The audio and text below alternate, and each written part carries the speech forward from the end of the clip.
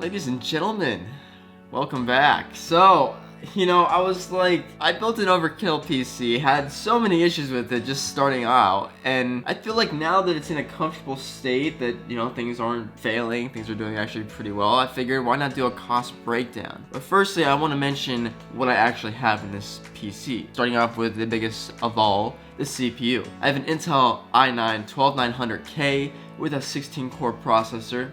Beautiful. We're going off with a GPU next. This GPU is a NVIDIA 4070 Ti Super by Zotac Gaming. Then we got 32 gigabytes of 6000 megahertz of RAM, pure perfection. And then we have the MSI Z790 gaming motherboard with the Wi-Fi integration. And it's beautiful because you can hold 4 slots of DDR5 RAM, but you can hold 3 slots of M.2 SSD, but I'm working with 4 terabytes, so I think we should be solid on that.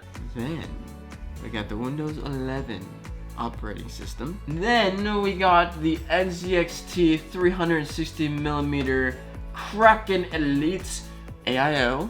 Beautiful, perfection. It's got the LED screen, which, by the way, you can change to anything. You can change it to a dual holographic, or you can change it to like a GIF. Definitely worth the extra money. What else do we have? Oh yeah, and a 1000 watt power supply. That's by Corsair, and somehow that's not failed yet. Fingers crossed it never does. Then, an extra chassis fan. The RGB is still not working because I gotta get an extra controller for that. But that's pretty much what this PC is made of. It's super overkill, super awesome. So now, I'm gonna read behind the camera what the PC parts picker told me was compatible. Some parts are duplicated, so I'm just gonna tell you how much this thing actually costs. But before I say that, let me just state that you do have to understand, as of when I bought it, it was this expensive.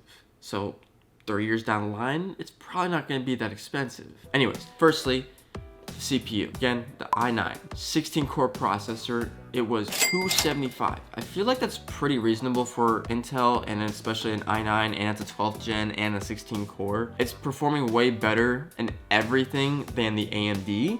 I'm not saying you shouldn't go with AMD, it's just my experience with it was absolute crap, and I don't think I'll ever go back to it unless I do a workstation. So then we go with the AIO, and I'm just reading down the list. As the NZXT Kraken Elite 360mm RGB, it was $279. Then we had the motherboard, MSI Z790 Gaming Plus Wi-Fi LGA 1700 socket. Again, that's for the 12th, 13th, 14th gen. That one was $209. Then we have the Corsair Vengeance RGB 64 gigabytes.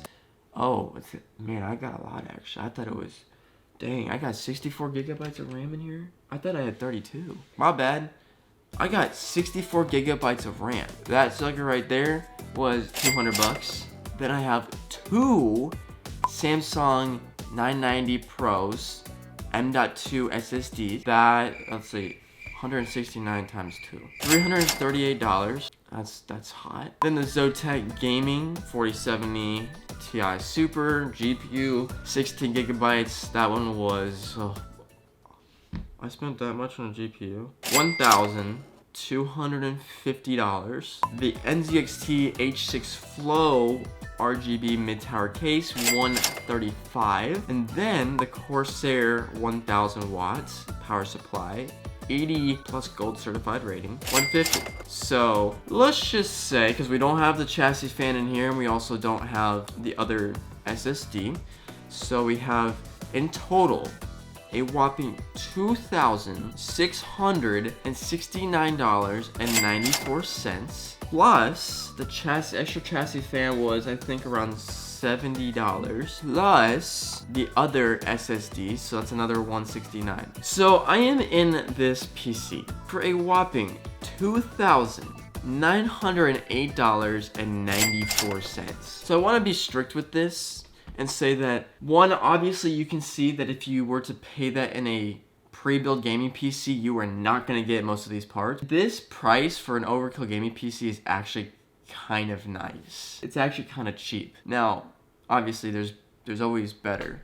Always better. I'm not saying this is like top of the line, but it's close to what I need. The processor alone is astronomically amazing. But you could always get better. Would I recommend spending $3,000 on an overkilled PC? No, but you know, there's some people spending $7,000 plus out there. For the average user like myself and you that are probably watching this YouTube video, it's more than enough.